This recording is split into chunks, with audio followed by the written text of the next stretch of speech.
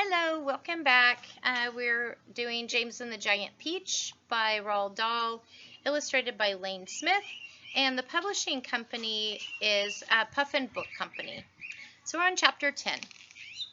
It was quite a large hole, the sort of thing an animal about the size of a fox might have made. James knelt down in front of it and poked his head and shoulders inside. He crawled in.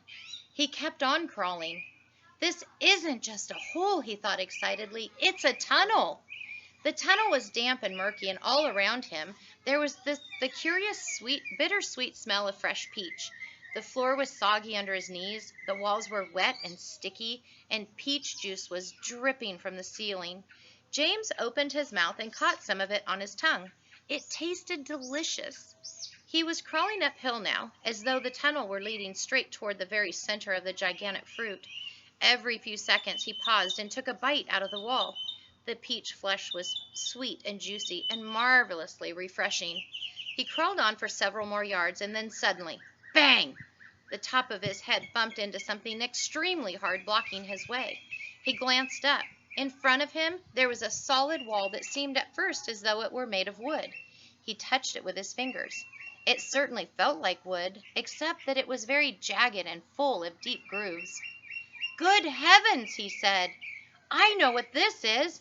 I've come to the stone in the middle of the peach." Then he noticed that there was a small door cut into the face of the peach stone.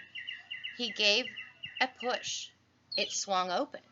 He crawled through it, and before he had time to glance up and see where he was, he heard a voice saying, "Look who's here!" And another one said, "We've been waiting for you." James stopped and stared at the speakers, his face white with horror. He started to stand up, but his knees were shaking so much he had to sit down again on the floor. He glanced behind him, thinking he could bolt back into the tunnel the way he had come, but the doorway had disappeared. There was now only a solid brown wall behind him. All right, so let's see what's going to happen in chapter 11. All right, guys, see you later.